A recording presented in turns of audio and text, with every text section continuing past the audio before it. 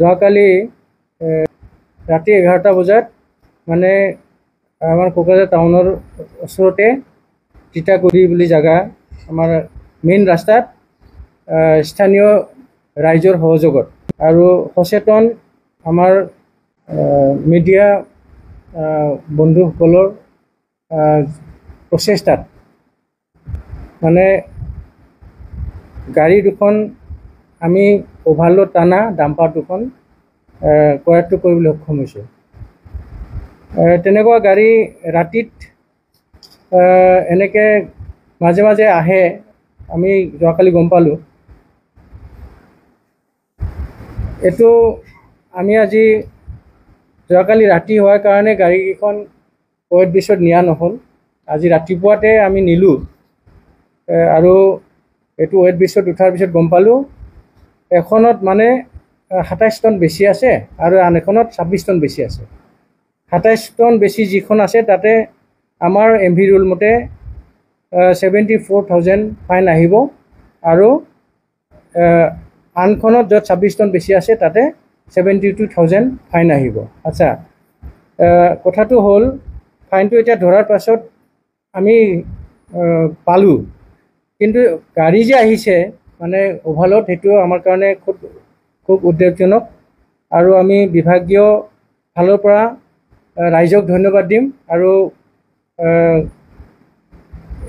এই আমাৰ মিডিয়া যি বন্ধুসকল আছে তেওঁলোকক আন্তৰিক ধন্যবাদ জনাম।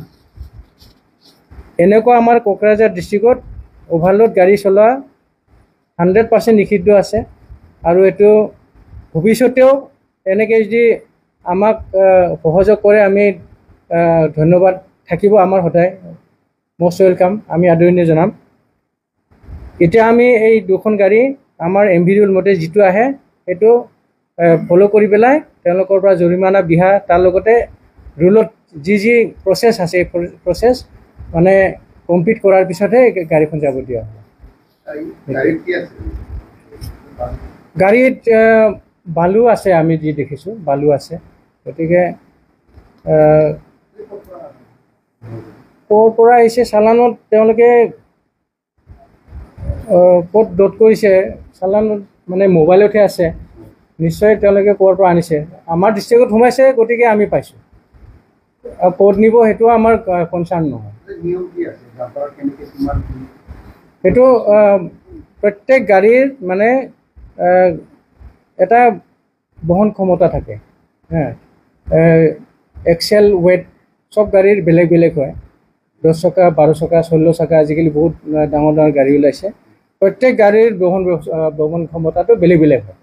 গতিকে এতিয়া তেওঁলোকৰ যিটো গাড়ীৰ বহন ক্ষমতা সেইটো তেওঁলোকৰ পূৰা হেৰিতে লিখা থাকে, তেওঁলোকৰ যেতিয়া ৰেজিষ্ট্ৰেশ্যন দিয়ে সেই সময়তে পূৰা মানে তেওঁলোকৰ সেইটো সন্নিৱিষ্ট কৰি থোৱা হয় আৰু সেইটো গাড়ী মালিকে জানে, ড্ৰাইভাৰো জানিব লাগে আৰু সেই হিচাপে তেওঁলোকে টানিব লাগে। এতিয়া আমাৰ MV ৰুলটো হ'ল যিখিনি পাৰ্মিশ্যন আছে, পাৰ্মিশ্যনৰ যদি 1 টনো বেছি আনে সেইটো মানে মিনিমাম 20,000 ফাইন আছে আৰু প্ৰত্যেক টনত 2,000কৈ বাঢ়ি যায়। গতিকে 27/2 এইটো 54,000 আৰু ইফালে ইনিচিয়েল 20,000, সেই হিচাপে 74,000 আহিছে। গতিকে আমি খুব মানে শলাগ লৈছোঁ আৰু মই আশা ৰাখিছোঁ এই যিমান এনেকৈ আমাৰ কোকৰাঝাৰ ডিষ্ট্ৰিক্টত এনেকৈ অভাৰলোড টানা গাড়ীটোৰ আমি নাকি লগাবলৈ এনেকুৱাহে সক্ষম হ'ম যদি ৰাইজে আমাক এনেকৈ সহায় কৰে। বহুত ধন্যবাদ।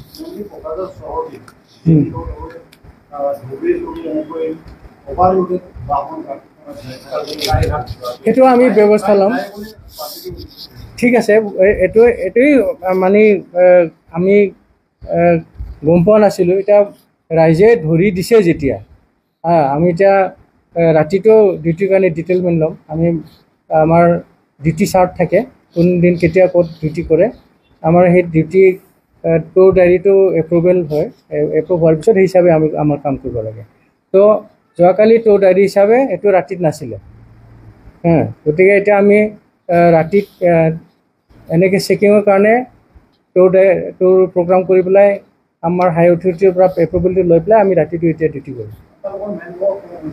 নাই নাই মেন পাৱাৰ ঠিকে আছে, আমি মেন পাৱাৰটো একো কমা নাই, মেন পাৱাৰ ঠিকে আছে, কিন্তু আমি দিনত কৰিছিলোঁ।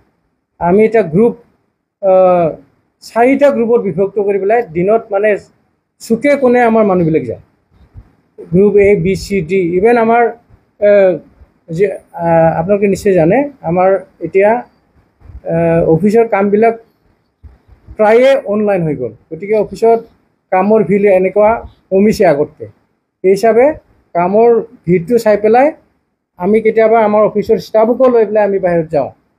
গতিকে সেই হিচাপে আমি আমাৰ ইয়াতে ষ্টাফ শ্বৰ্টেজৰ কোনো প্ৰব্লেম ফেচ হোৱা নাই।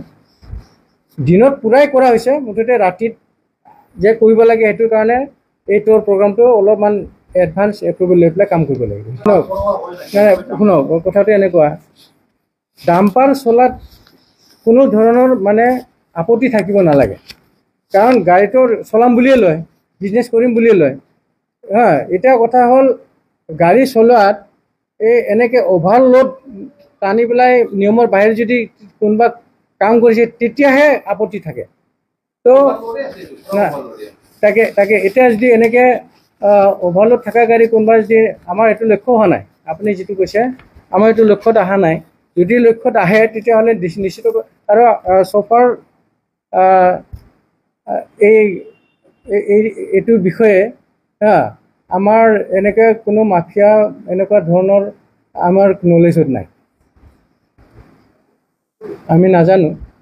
গতিকে এইটো চব কেতিয়াবা ক'ত যায়, কোন সময়ত যায়, সেইটো সেইকাৰণে কৈছোঁ মই ৰাইজৰ মানে এই আজি যেনেকুৱা ৰাইজে এতিয়া সহযোগ কৰিছে, এনেকৈ হ'লে সেইবিলাক মানে ছল্ভ কৰাত ইজি হ'ব।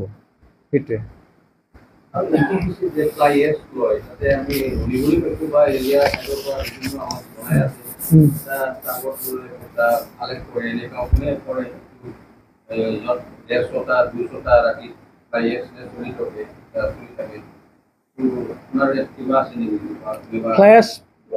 ফ্লাইয়াছটো এতিয়া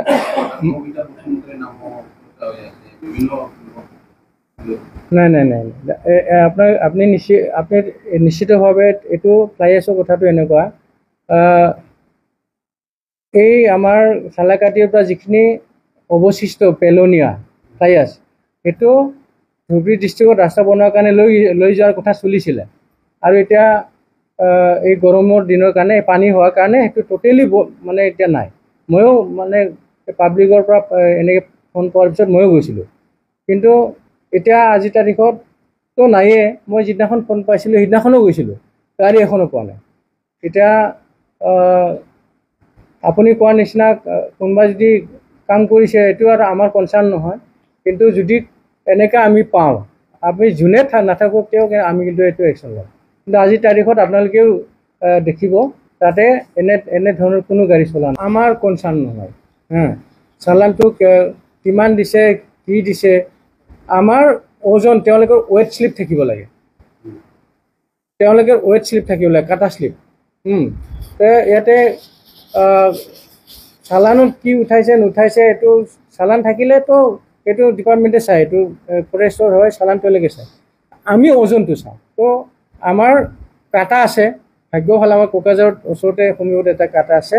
গাড়ীখন আনি আমি চালান থাকিলেও নাথাকিলেও ওজন কৰিলে আমি গম পাই যাওঁ, আৰু হিচাপে একশ্যন লওঁ।